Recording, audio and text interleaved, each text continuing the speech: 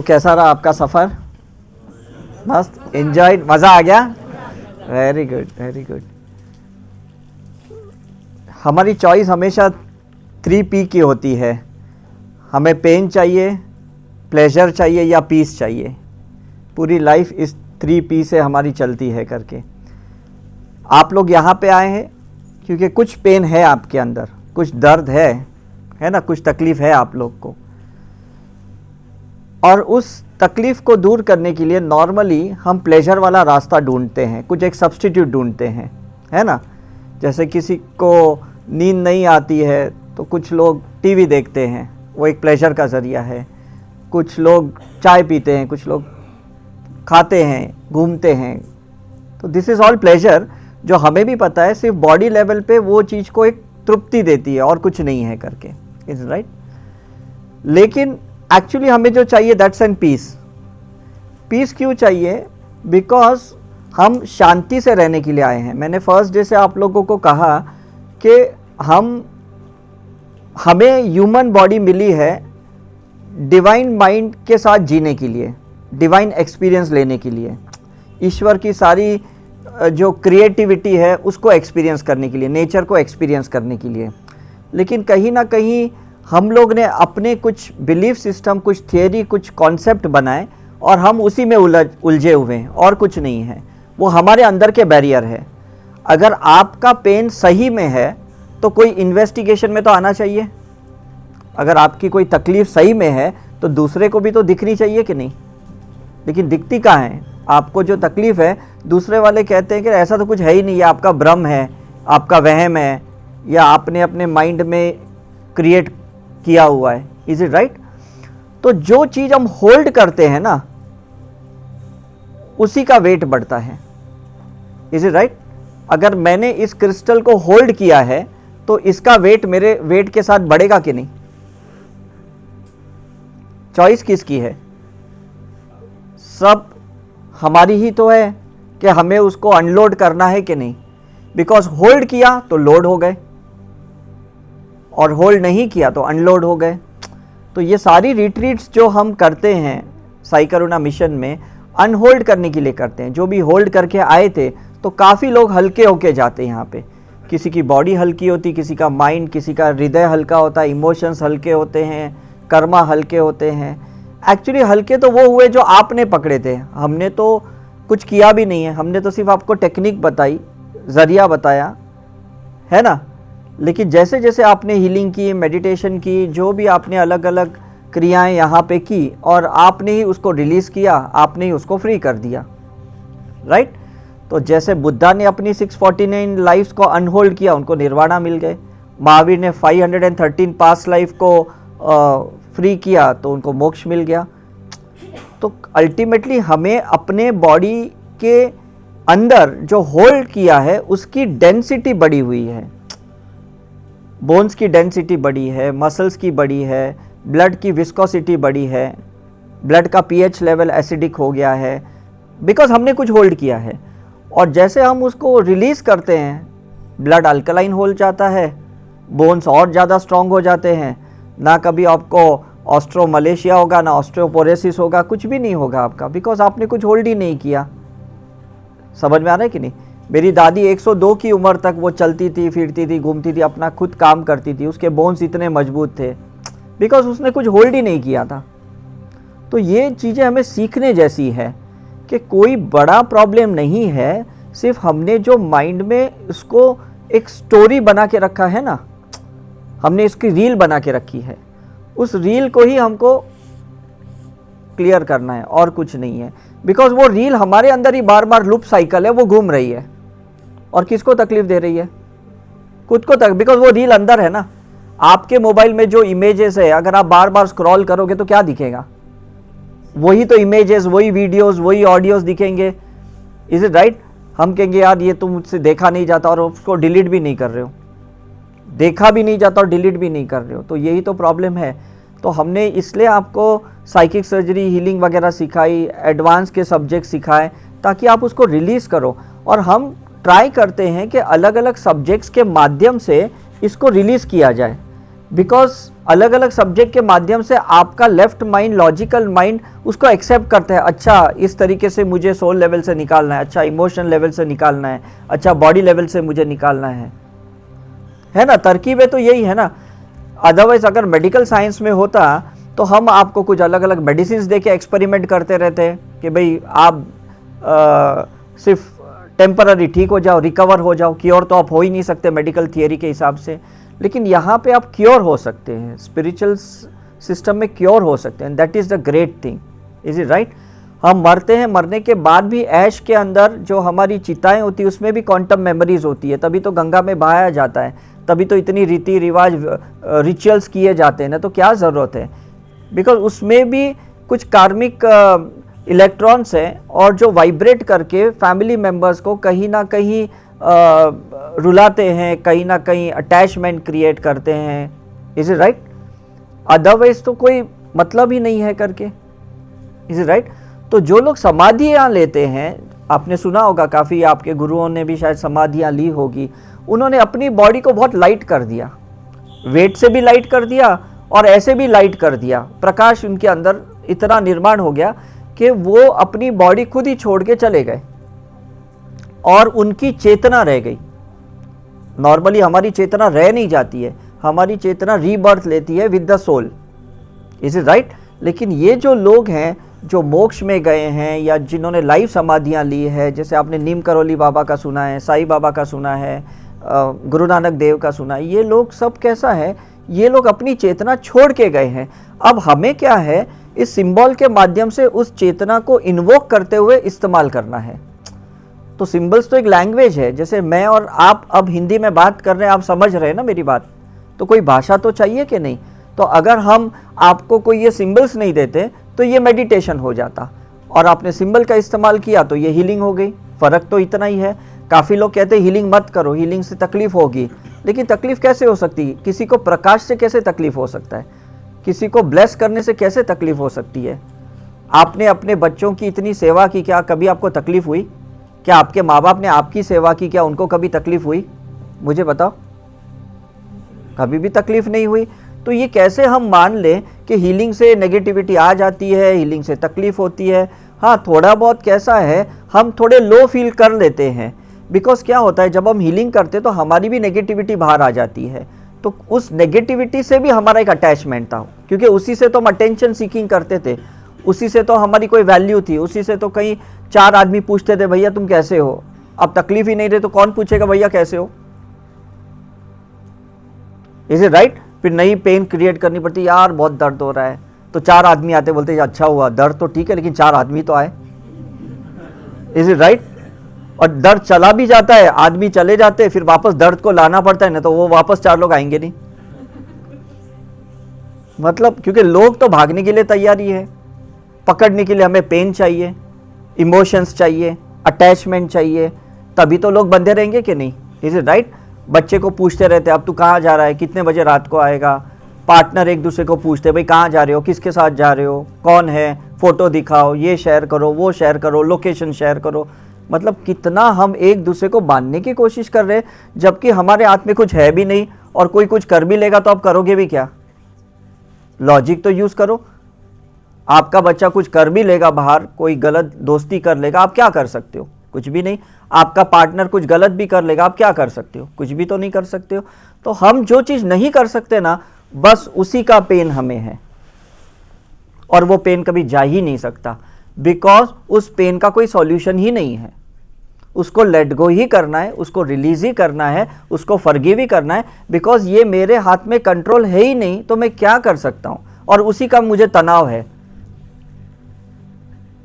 Honestly tell है कि नहीं? उसी का तनाव है, उसी का कोई सॉल्यूशन भी नहीं है। आप चाहे तो मेडिकल डॉक्टर के पास जाओ, आप साइकेट्रिस्ट के पास जाओ, आप होम्योपैथी डॉक्टर के पास जाओ, आप किसी के पास भी जाओ, वो आपको पेन रिलीफ नहीं कर सकता, बिकॉज आपका उस चीज़ पे होल्डिंग है जिस चीज़ से आपको कोई फ़ायदा भी नहीं है और जिस चीज़ को आप कुछ कर भी नहीं सकते हो।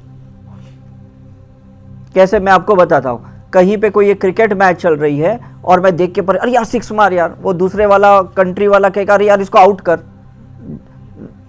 अब दोनों अपने अपने हिसाब से चिल्ला रहे हैं, क्या हमारी आवाज़ जाती है उस तक?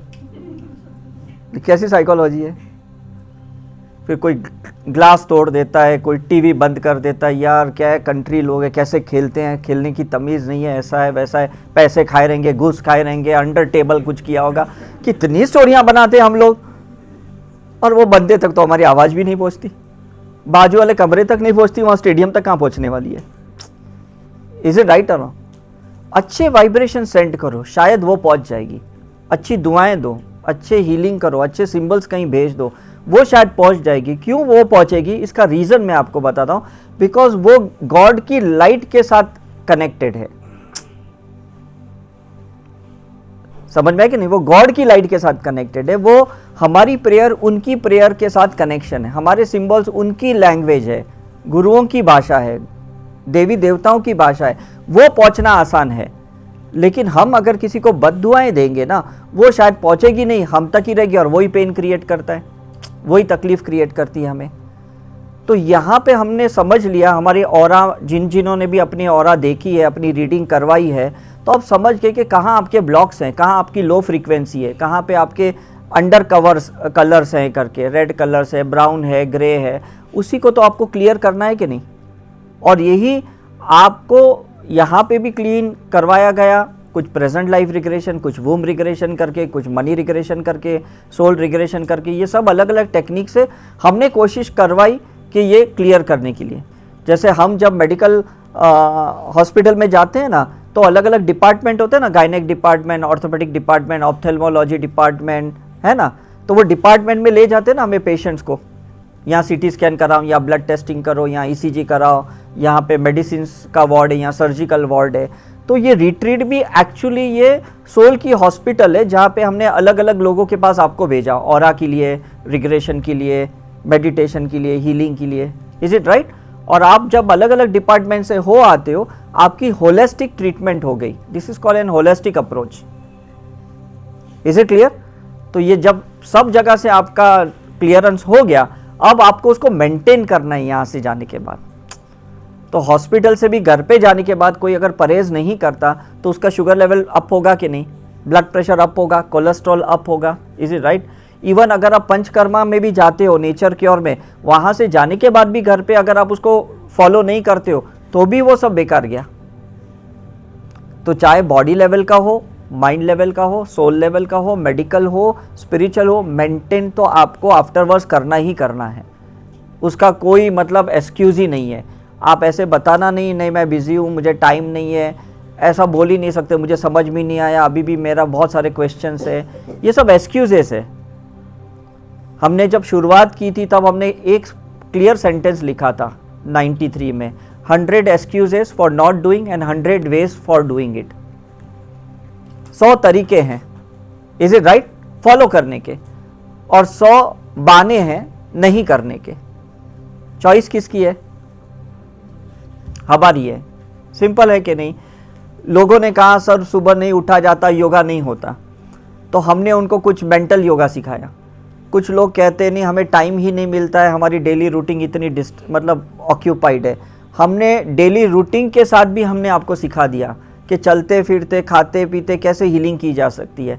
मतलब पूरी मर्जिंग करवाई कि आपको एक्स्ट्रा टाइम, आपको एक्स्ट्रा एफर्ट्स, आपको कोई ऐसी लोकेशन, जगह, डायरेक्शन कुछ ना देखना पड़े, और आप उसी के साथ कर सकते हो। मतलब एक्सक्यूज का कोई चांस ही नहीं दिया। लेकिन बहुत ताज्जुब की बात है कि 95% लोग अभी भी मुझे एक्सक्यूज दे रहे हैं कि सर हमसे तो होता ही नहीं। Is it right? और उसमें क्यों नहीं होता है? बिकॉज ये करने से तो मेरा घर चल रहा है, कैसे छोड़ूं? 10 कंप्लेन भी हम करेंगे, यार ये जॉब में बहुत तकलीफ है। हम कहेंगे यार रिलेशनशिप में इतना प्रॉब्लम है, मारपीट होती है, गाली गलौच होती है, तो ब्रेकअप करो, डिवोर्स ले लो। बोलते नहीं नहीं कैसे छोड़ूं करके, समाज क्या कहेगा। मतलब हम दोनों तरफ से चलते हैं। हम 10 इंसान को बोलते भी है मेरी ये प्रॉब्लम है, मुझे ये पेन है, मुझे ये तकलीफ है, और 10 जगह से जितनी भी सलाह मिलती है उसको वहीं फुल स्टॉप लगा देते, उसको फॉलो तो कोई नहीं करता। Is it right? लेकिन प्लीज मैं आपको यही कहता हूं, किसी से सलाह मत लो। बिकॉज आप और हम है ना, सभी एक ही स्कूल में हैं, और सभी लोगों के अपने अपने प्रॉब्लम्स हैं। कोई दूध का दूल्हा नहीं है, और कोई यहाँ एनलाइटन नहीं है, कोई यहाँ पे गुरु नहीं है, कोई यहाँ पे मास्टर नहीं है। सब हम एक ही लेवल पे हैं, इज इट राइट? आप मुझे पूछोगे, मैं अपने हिसाब से कोई सॉल्यूशन दूंगा, मैं अगर आपको पूछूंगा आप अपने हिसाब से कोई सॉल्यूशन दोगे। आपका सॉल्यूशन मुझे काम में नहीं आने वाला है, मेरा सॉल्यूशन आपको काम में नहीं आने वाला है। हॉनेस्टली स्पीकिंग, अंदर से आवाज आनी चाहिए, अंदर से वो आवाज आनी चाहिए कि भाई तुम ये करो, क्योंकि दोनों तरीके से प्रॉब्लम है। कैसे दोनों तरीके से? कुछ नया सीखने में भी पेन है, कुछ पुराना छोड़ने में भी पेन है। तो चॉइस ऑफ पेन हुई कि नहीं? चॉइस ऑफ पेन है कि नहीं? नया सीखने में भी पेन है। बच्चे को जब हम नया नया स्कूल भेजते हैं ना, कैसे रोते रोते जाता है, फिर हम उसको टिफिन देते, चॉकलेट्स देते, नहीं जा जा ऐसा है, फिर धीरे धीरे उसका मन लगता है फ्रेंड्स के साथ, ऐसा है। और फिर जब इतना अटैच्ड होता है, घर पे नहीं आता है, तो उसको बोलते छोड़ तेरी दोस्ती, तू घर पे रह। फिर वो भी पेन लेते हम। पहले भगाया, अब उसको बुला रहे, पहले विदेश भेजा, अब उसको वापस देश बुला रहे। मतलब हर जगह पेन तो है ही, क्योंकि हमें परिवर्तन पसंद नहीं है, हमें चेंज पसंद नहीं, हमें वेरिएशन पसंद नहीं है, हमें मूवमेंट पसंद नहीं है। Is it right? हम चाहते जो चीज़ बन गई यार, अब इसको मत करो। काफ़ी लोग कहते हैं मुझे OCD है, काफ़ी लोग कहते हैं मुझे जो चीज़ जहाँ है ना वहीं चाहिए, थोड़ी भी अगर यहाँ से वहाँ हिलती है ना मुझसे टॉलरेट नहीं होता। मतलब ये ऑब्जेक्ट से भी कितना अटैचमेंट है। Is it right? तो इसलिए जब शुरू में लोग पहले दिन यहाँ आते हैं, अरे ये ऐसा कमरा, इसमें 3 लोग रहेंगे, ऐसे कमरे में रहेंगे, मेरे घर पे और वॉचमैन के लिए अलग कमरा है, मेरे सर्वेंट के लिए अलग कमरा है, हमारा तो बाथरूम भी इससे बड़ा है। मतलब इतना डिस्कम्फर्ट होता है। और लोग बोलते और कोई कमरा नहीं मिल सकता, और कोई पार्टनर नहीं मिल सकता, मुझे अपने फैमिली के साथ नहीं रख सकते। मतलब हर जगह हमें कंफर्ट चाहिए, that's the main problem. Is it right? और जहाँ जहाँ टूटते रहते हैं वहाँ कंप्लेन होती है, यार नेक्स्ट टाइम तो नहीं आएंगे भाई, ये लोग तो यार पैसे लेके भी ऐसा करते हैं, ये ऐसी जगह पे लिखते हैं, यार ऐसे भर दिया। मतलब कितने अंदर अंदर अंदर। अरे आप सीखने आए हो कि कंप्लेन करने आए हो? Thank you. ये लास्ट डे सब बोलते हैं, लेकिन फर्स्ट डे बोलो तो घंटियां, हमारे सर पे घंटियां बजती है।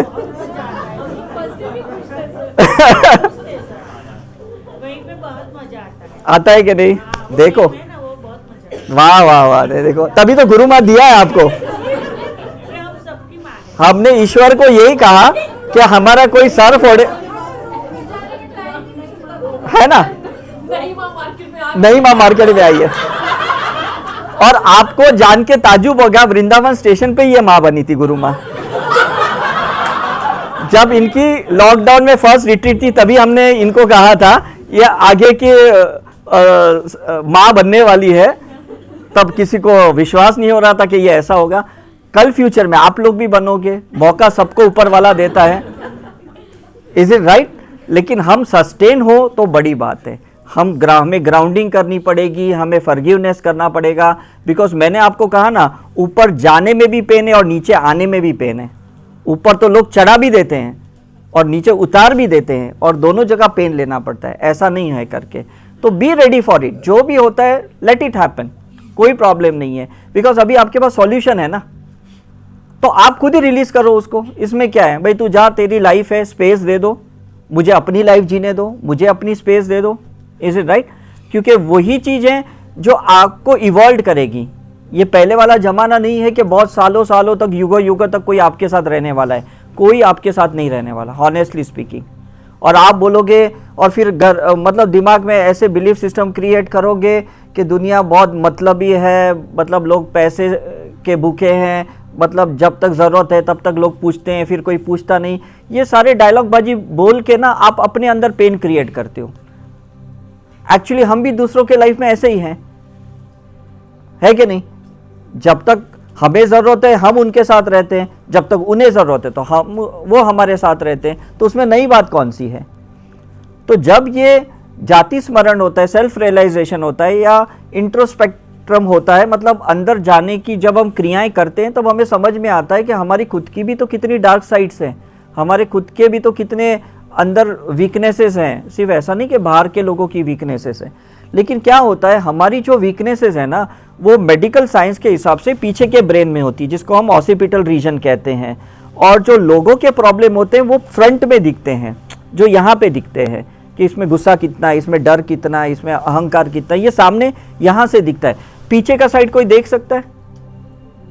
कोई नहीं देख सकता। तो तो इसलिए मेडिटेशन में क्या होता है कि हम अपने ध्यान को पीछे ले जाते हैं, जहाँ पे हमारा ऑसिपिटल रीजन, जहाँ पे यहाँ से नर्वस सिस्टम स्टार्ट होती है, नीचे जाती है। तो जैसे जैसे आपका मेडिटेशन जितना deep deep deep deep deep deep जाएगा, वहाँ पे एक एक आपको अपनी पैटर्न पता चलेगी कि कहाँ मैंने फियर को पकड़ा है, इमोशंस को पकड़ा है, जेलसी को पकड़ा है, हेट्रेट को पकड़ा है। ये आपको धीरे धीरे धीरे समझ में आएगा जब आप अंदर जाओगे तब। समझ में है कि नहीं? और जो अंदर नहीं जा पाता है वो देखेगा कैसे, और जब देखेगा नहीं तो वो ठीक कैसे करेगा? Is it right? तो be sensitive to your own self. आपको जो 5 सेंसेशंस भगवान ने दिए हैं, साइट दिया है, ऑडिटरी दिया है, टेस्ट दिया है, स्मेल दिया है, किनेस्थेटिक दिया है, ये सारी 5 जो सेंसेशंस ब्रेन की है ना, वो अपने पे लगाओ, दूसरों पे गलती से भी मत लगाओ। क्योंकि ये एंटीना अगर दूसरों के लिए लग गया ना तो यहां से डिटैच्ड हो जाएगा, डिस्कनेक्ट हो जाएगा सेल्फ से, और सेल्फ से डिस्कनेक्ट हो गए तो फिर तो कभी सुधरने का मौका ही नहीं मिलेगा। Is it right? सुबह ही जब हम आंटी की चेकिंग करवा रहे थे, हमको बाहर से एक ब्लड चेकिंग के लिए बुलवाना पड़ा, बिकॉज उनको उनके डॉक्टर ने कहा कि इतने इतने दिनों में आपके रिपोर्ट्स चाहिए। तो मतलब हर चीज के लिए जैसे हम ब्लड को बाहर निकालते हैं ना, ढूंढना पड़ता है नस किधर है। बहुत सारे उनको आज पंक्चर किए गए ब्लड निकालने के लिए। मतलब आप सोचो कि एक चीज भी जाननी है तो बाहर निकालना पड़ता है। ये मेडिकल साइंस है, बाहर निकालना पड़ता है। और स्पिरिचुअल साइंस क्या है? अंदर जाना पड़ता है। डिफरेंस समझ रहे कि नहीं आप?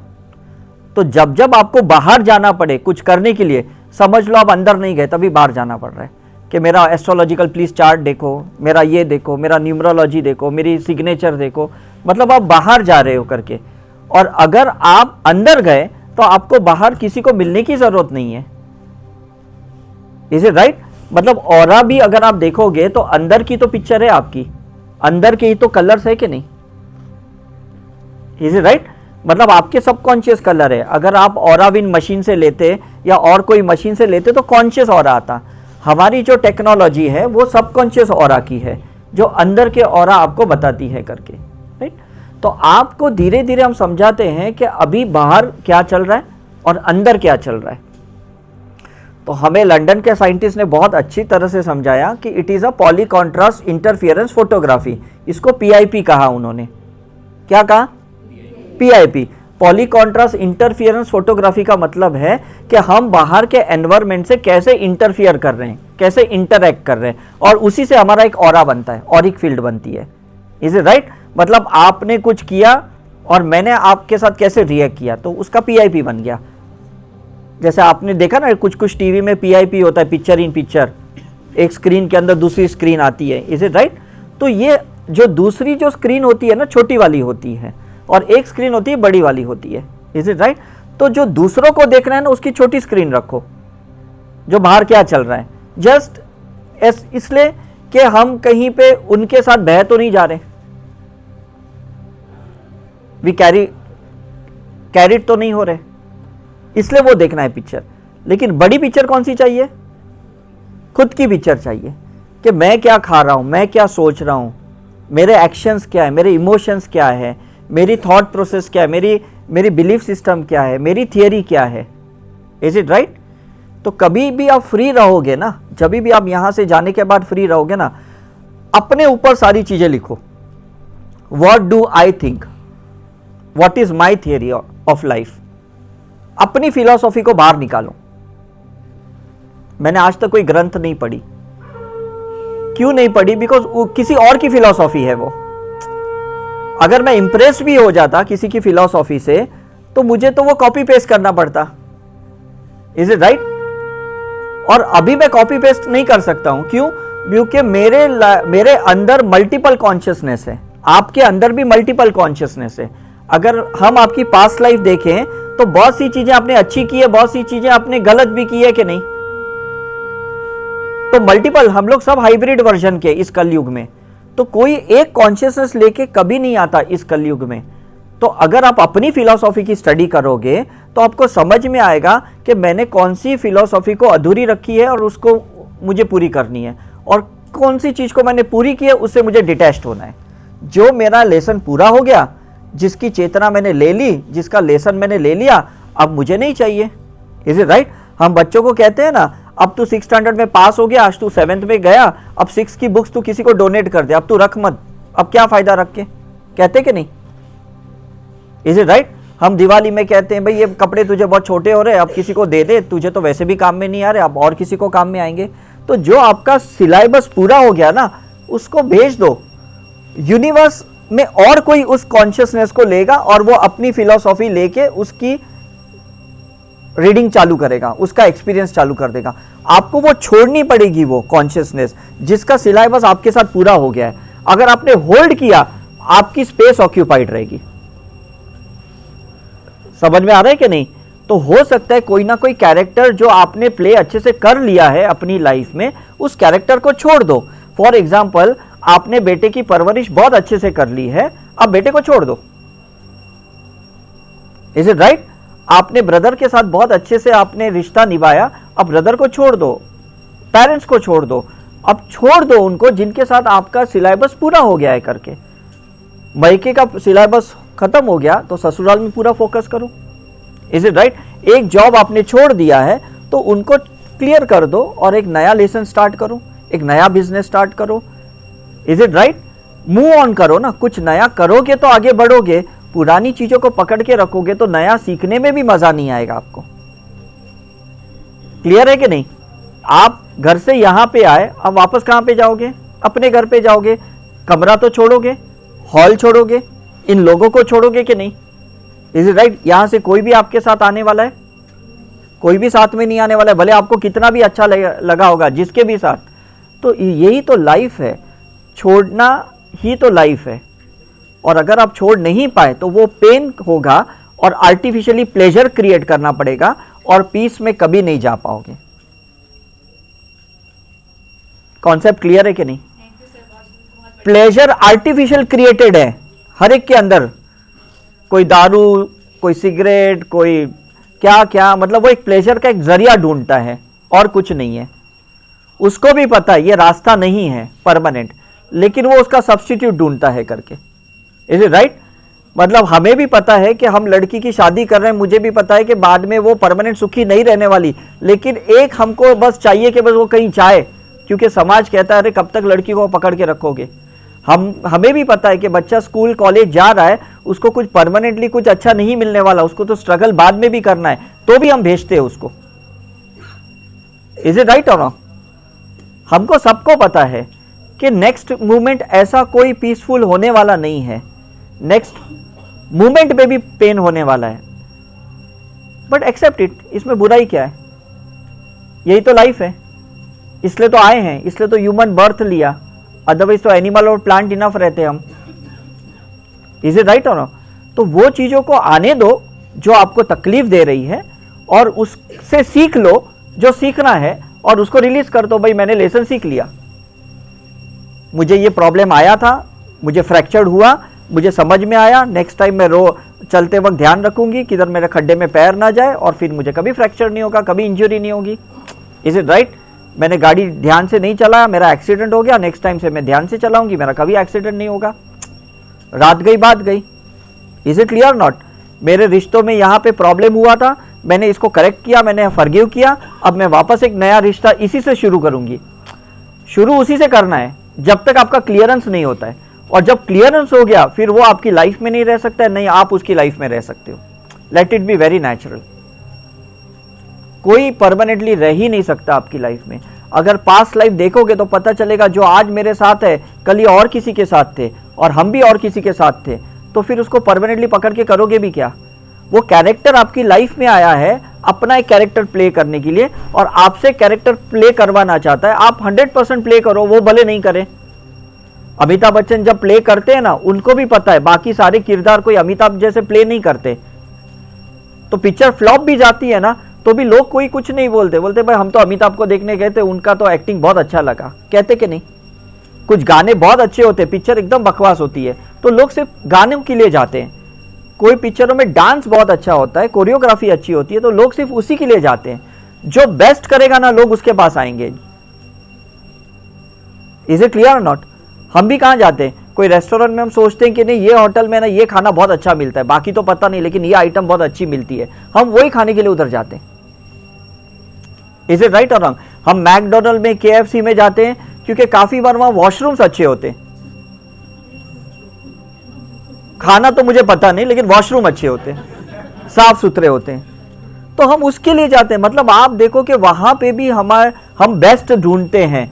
तो अगर आप अपना रोल बेस्ट करोगे ना, बस बात खत्म हो गई। फिर कोई अप्रिशिएट करे ना करे, it's nothing to do, because किसको पड़ी है, आप अच्छा करके निकल जाओ वहां से। आपको इस बार जो किरदार मिला है, यू गिव योर बेस्ट।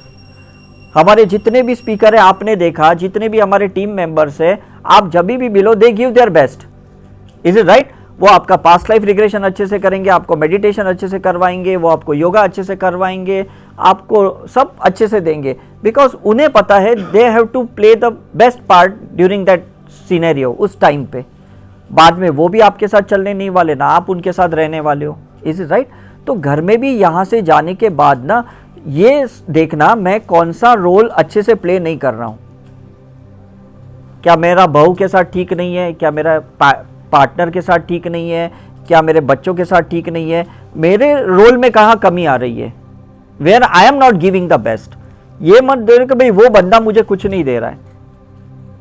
शुरू में मैंने क्या कहा, जो चीज़ हमारे हाथ में नहीं है ना, वो लेना भी नहीं, बिकॉज वो एंडलेस पेन है। सामने वाले का बिहेवियर आपके हाथ में है, सामने वाले का नेचर आपके हाथ में है, सामने वाले का कैरेक्टर आपके हाथ में है, कुछ भी नहीं है सामने वाले का आपके हाथ में। तो उसके लिए हमें फिक्र क्यों करनी है?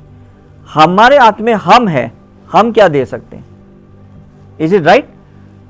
मतलब आप अगर खाना बना रहे हो, हाउस वाइफ हो, आप बेस्ट खाना बनाओ। आप जो भी कर रहे हो, आप अपना बेस्ट करो, बात खत्म हो गई।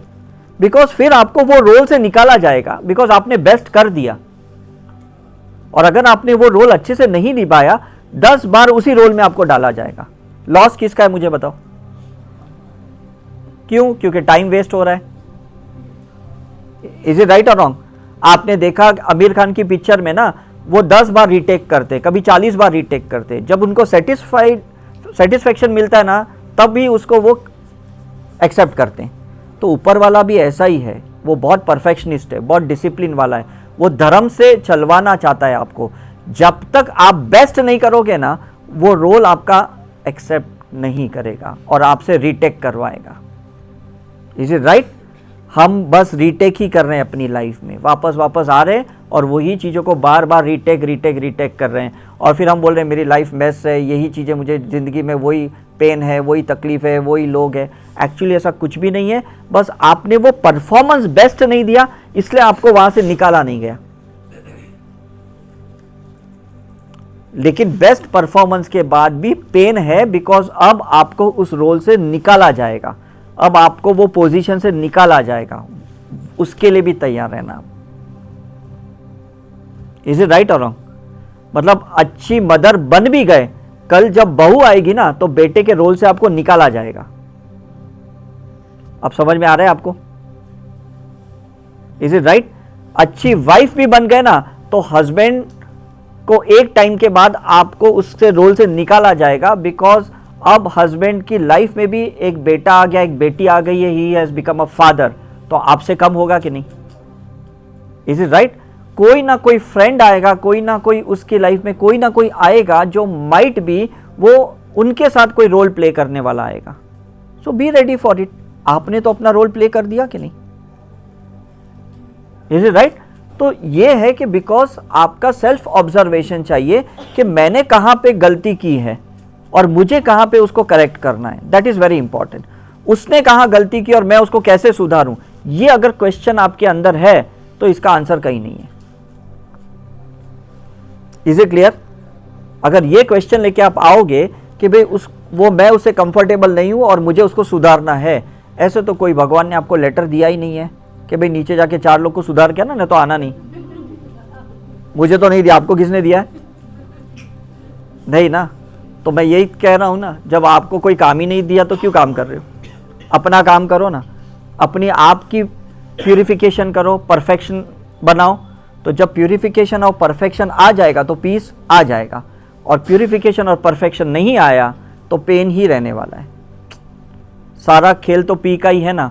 ग्राफोलॉजी में जब मैं सीख रहा था ना, तो पी तो हम नॉर्मली ऐसे करते हैं ना, ऐसे पी करते हैं ना। तो मुझे बाद में समझ में आया कि पी का जो अपर जोन होता है ना, वो वाला, it is an head region. तो मैं जब किसी को बोलता हूँ कि आप सिर्फ पी लिखो, वो जब पी लिखते मुझे समझ में आता है कि इसने कितना पकड़ के रखा है।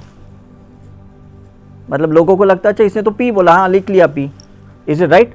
अब हम गाड़ी भी चलाते तो सिर्फ पी को देखते, कहाँ पार्किंग है कहाँ पार्किंग नहीं है, समझ में कि नहीं। जब हम नो पार्किंग के जगह पे पार्क करते तो क्या होता है, बस यही तो लाइफ है। हमने भी जबरदस्ती अपनी लाइफ किसी के अंदर पार्क कर दी है और हमको फाइन लग रहा है। निकल जाओ भाई उसकी लाइफ से, ना उसको अपनी लाइफ में पार्क करने दो, ना आप उसकी गाड़ी में। तभी तो कहते भाई स्पेस दो, स्पेस दोगे तो पीस में रहोगे, स्पेस नहीं दोगे तो फ्रिक्शन होगा, तो पेन रहेगा। चॉइस तो आपकी है कि नहीं। हमने तो सिर्फ आपको टेक्निक सिखाई है, कुछ जरिया बताया, कुछ थेरेपियाँ दी है, कुछ तरकीबें दी है, बस अपनाते जाओ उसको और करोगे तो आप खुश रहोगे। और अगर आप हमको ये क्वेश्चन पूछोगे कि कब तक करें और कितना करें, तो ये तो यूजलेस क्वेश्चन है। अब मुझे क्या पता आपने कितनी पार्किंग यहाँ की और कितने लोगों ने आपके अंदर पार्किंग की है। ये तो मुझे भी नहीं पता, इज इट राइट। जितनी भी रॉन्ग पार्किंग की है उसकी टिकटें तो मिलने ही वाली है आपको, हर महीने वो बिल आने ही वाला है आपके कर्मा के चार्ट पे, इज इट राइट। तो प्लीज उसको अनपार्क करो, साइकिक सर्जरी करके उसको अनलोड करो, निकालो। रॉन्ग जगह पे पार्क करके रखा है, उसके इमोशंस को, उसके ट्रॉमास को, उसके नेचर बिहेवियर पैटर्न को क्या मतलब है। बस प्रे करो, वो भी पी है। देखो आज शुरू ही पी से हो रहा है, एंड भी पी से हो रहा है। तो हमने सिर्फ आपको प्रेयर सिखाया कि भाई प्रे करो, हील करो, उसके लिए मेडिटेट करो, उसको अच्छे वाइब्रेशन सेंड करो कि उसको जल्दी कहीं से अच्छा गुरु मिले, लाइट मिले, सद्बुद्धि मिले, कहीं से ज्ञान मिले, है ना, कहीं से विजडम मिले, और वो बेचारा जल्दी निकले। बिकॉज ऐसा नहीं है कि आप उसके एक्सेलरेशन कर सकते हो, उसके इवोल्यूशन को, ऐसा तो आप नहीं कर सकते, राइट। उसको अपनी क्लास के हिसाब से जाना पड़ेगा, अपने सोल लेवल से जाना पड़ेगा करके, इज इट राइट। लेकिन हाँ, हम प्रे जरूर करते। जैसे अभी आपने देखा हमने मास हीलिंग की, तो फर्क पड़ा कि नहीं, कि किसको भी कुछ तकलीफ होती है तो 4-8 लोग मिलके इसको फोटॉन्स देते हैं, तो उसके जो इलेक्ट्रॉन्स रहते हैं उसको एक प्रोटॉन मिल जाते हैं, तो वो थोड़े देर के लिए न्यूट्रॉन हो जाते हैं, इज इट राइट। फिर थोड़े टाइम के बाद उस प्रोटॉन की इफेक्ट जाती है तो वापस इलेक्ट्रॉन एक्टिवेट होते हैं, क्योंकि उसने उस पेन को पकड़ा है, उसने उसको रीमेमोराइज किया, उसको वापस वो दिमाग में लेके आ रहा है, तो वापस पेन होगा कि नहीं, इज इट राइट। तो ये देखो कितना एक सिंपल साइंस है कि नहीं। कोई बड़ा मतलब हमको समझने की जरूरत नहीं है, इतना समझना है कि बस हमें लाइट देनी है, उस लाइट में प्रोटॉन होता है जिसको हम फोटॉन कहते हैं, और उसके इलेक्ट्रॉन्स को हमको न्यूट्रॉन करना है, उसको न्यूट्रल करना है। आप उसको सिर्फ न्यूट्रल कर सकते हो, उसको ज्यादा पॉजिटिव नहीं कर सकते हो, इज इट राइट। कोई भी बिल अगर आपको आता है 400 रुपये आता है, 410 रुपये का कोई बिल आता है, आप 410 पे करके उसको न्यूट्रल करते हो कि नहीं, इज इट राइट और रॉन्ग। अगर आपने 410 की जगह 400 पे किया तो क्या होगा, 10 रह गए कि नहीं। तो यही चीजें हमारी पिछली लाइफ की रह गई है, और वही चीज हमें ना कहीं वो समझ में नहीं आ रहा कि मेरे साथ ऐसा क्यों हो रहा है, क्योंकि आपको वो बिल ही नहीं पता, वो पेंडिंग में है बहुत सारे। उस पेंडिंग बिल्स का हम यहाँ पे भरपाई कर रहे हैं, जिसका लॉजिक ही नहीं है एक्चुअली, कि मैं इसकी सेवा क्यों कर रहा हूँ, मैं इसकी तकलीफें क्यों उठा रहा हूँ, मैं इसके लिए पेन क्यों ले रहा हूँ। मतलब ये लॉजिक ही नहीं है कहीं ना कहीं हमें, क्योंकि वो चीज़ें बैकडेटेड है, पिछले समय का है, पिछले जन्मों का है, और वो चीज़ें पेंडिंग है। वापस पी आ गया पेंडिंग, माय गॉड। देखो ये सारी पी की देखो कैसी आज थियरी बाहर आ रही है करके, इज इट राइट। तो जितना पेंडिंग है आपको समझ में आ रहा है, उस पेंडिंग को हील करो कि भाई हाँ मेरा इस जन्म से इसके साथ ये पेंडिंग है, मुझे क्लियर करना है, इज इट राइट। और उसके लेसन सीखने हैं, मतलब ऐसा कोई कर्स नहीं है, मतलब ऐसी कोई बद्दुआ नहीं है जो आपको लगी पड़ी है, बस वो पेंडिंग है, इज इट राइट। जैसे मैं स्कूल में अच्छा नहीं था, जैसे तैसे पास होके निकलता रहा, लेकिन जब मैं कॉलेज में गया तब मुझे समझ में आया कि मैं स्कूल में अच्छा नहीं था, इसलिए मेरी ग्रामर पेंडिंग है ना।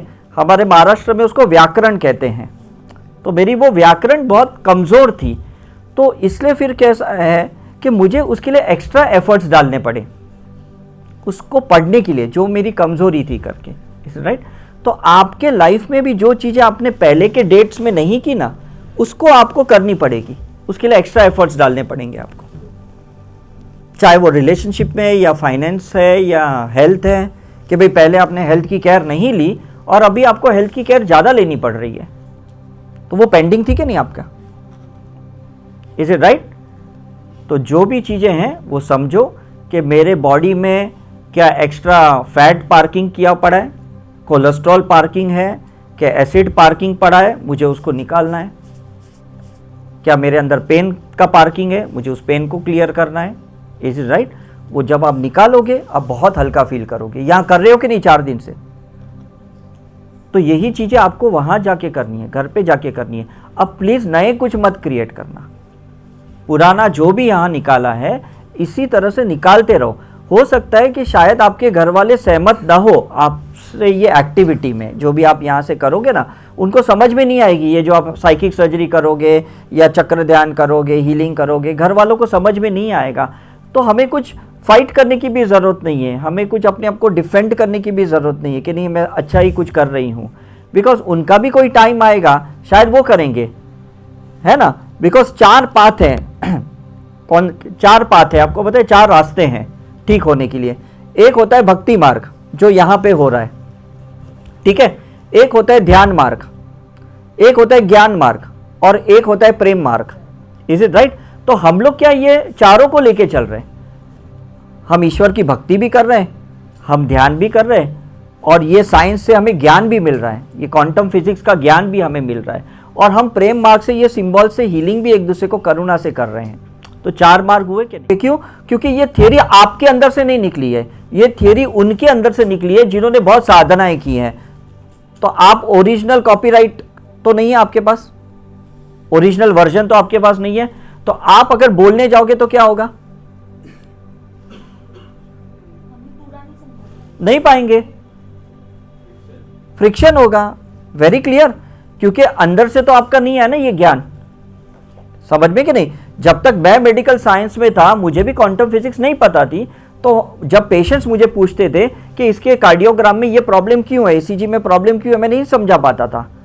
लेकिन जब मैं ये साइंस में आया, जब मैंने ऑरा की रिसर्च की, अब मैं समझा पाता हूँ कि इसका पी क्यों नीचे है या इसका आर क्यों ज़्यादा ऊपर है, इसका क्यों क्यों स्ट्रेट लाइन है, मैं अब समझा पाता हूँ। क्योंकि मुझे अब पता चलता है कि उसके P Q R S T में कहाँ पे वेव्स में प्रॉब्लम है।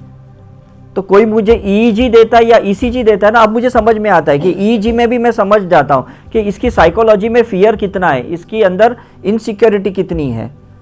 तो वो इवन ब्रेन के जो डॉक्टर्स होते हैं ना वो भी नहीं समझते, जो न्यूरो सर्जन होते हैं, न्यूरो फिजिशियन होते हैं ना, वो भी नहीं समझते। वो सिर्फ कहते हैं कि ऐसे में एपिलेप्सी होता है, ऐसे में फिट आती है, ऐसे में ऐसा होता है, लेकिन इसके पीछे का साइंस नहीं समझते, क्योंकि इसके पीछे और एक पी है, and that is his own philosophy, that is his own pain. जो डॉक्टर कभी पेन को रीड ही नहीं कर सकता, डॉक्टर किसी की फिलॉसफी को रीड नहीं कर सकता। कर सकता है? किसी की फिलॉसफी रीड नहीं कर सकता है। इसलिए वो किसके पास भेजता है? साइकेट्रिस्ट के पास भेजता है। तो साइकेट्रिस्ट क्या करते हैं? सिर्फ आपकी माइंड की रीडिंग करते हैं, लेकिन माइंड के पीछे का जो बिलीफ सिस्टम है ना, वो उसकी रीडिंग नहीं कर सकते। माइंड के पीछे जो एक आपका कॉन्सेप्ट है, जिसको हम कहते हैं ना, हम अपने अंदर एक छवि बना के रखे हैं, उसको मैं और एक पी देता हूं, that is called your perception. ये परसेप्शन कोई डॉक्टर नहीं देख सकता। आपके अंदर किसकी कैसी छवि पड़ी है कोई देख सकता है? मुझे बताओ, आपके अंदर आपके हस्बैंड की, वाइफ की छवि क्या है, मदर इन लॉ की क्या है, बच्चों की क्या है, क्या छवियां बना के रखे हो, ये कौन देख सकता है? हम खुद देख सकते हैं। इज इट राइट और रॉन्ग?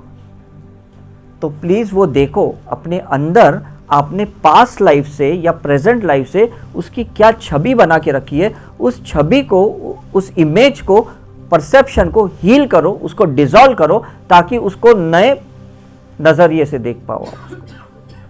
ठीक है कि नहीं? जब तक किसी को नए नजरिए से नहीं देखोगे ना, ये पेन बना रहेगा। जब तक उसको रावण की नज़र से देखोगे पेन बना रहेगा, उसको राम की नज़र से देखोगे तो पेन डिसॉल्व होगा। चॉइस किसकी है? परफेक्ट। तो देखो आज पी की थियरी कितनी हमें समझ में आ गई। Is it right?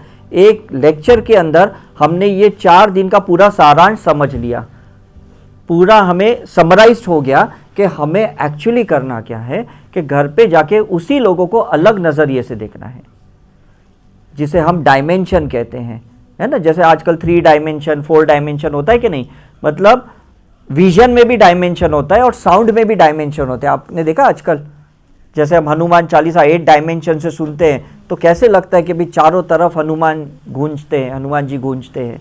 So this is how you have to do that. ये डायमेंशन को आप बढ़ा सकते हो जब आप अपने अंदर जाके अपने अंदर के फोटॉन्स को एक्सपांड करोगे, अपने ऑरा को एक्सपांड करोगे, तो उसका डायमेंशंस बढ़ेगा। लेकिन अगर आपका ऑरा सिकड़ा हुआ है, वीक है, ड्रेन्ड है, तो आपका ये एक्सपांशन नहीं होगा। Is it right? तो जो फोटो स्टूडियो चलाते हैं ना, जो लोग स्टूडियो में साउंड रिकॉर्डिंग करते हैं, वो क्या करते हैं पता है? वो उसको है ना 0 जोन पे ले जाते है ना, मतलब बाहर से कहीं हवा भी नहीं आनी चाहिए, तब जाके वो रिकॉर्डिंग बहुत अच्छी होती है। तो आपके अंदर भी वो साइलेंस चाहिए, और जब साइलेंस आएगा ना तो अंदर से आवाज अच्छी आएगी कि हु आर यू, आपका सोल पर्पस क्या है, आपका लाइफ पर्पस क्या है, कहाँ पे आपकी कमियां हैं, कहाँ पे आपकी खामियां हैं, ये आपको अंदर से समझ में आएगा। साइलेंट जोन में जाने के लिए ये हमें सारी स्पिरिचुअल एक्टिविटी करनी पड़ेगी। Is it okay? So any question before I end? I think the concept is clear.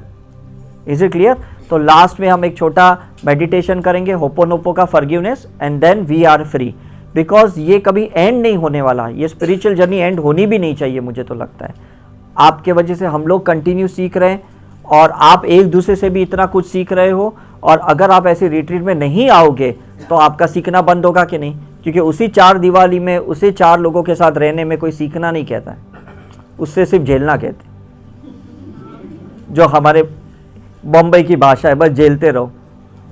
Is it right? सीखना किसको कहते हैं? जब आप अपने कंफर्ट जोन से बाहर आके ऐसे लोगों के साथ रहते हो जो सब लोग सीखने को तैयार है। घर पे तो कोई सीखने को ही तैयार नहीं, सब सिखाने को ही तैयार बैठे पड़े। मेरी सुन, इज इट राइट और रॉन्ग? घर पे कोई सीखने को तैयार नहीं, मेरे घर पे भी कोई सीखने को तैयार, तो मैं मुंह खोलता ही नहीं हूं। बैग लेके तैयार रहता हूँ, कहाँ दूध लेने जाना है, कहीं मार्केट जाना है, डी मार्ट जाना है, बिग बाजार जाना है, बस कार्ड लेके निकलो, और कुछ नहीं है।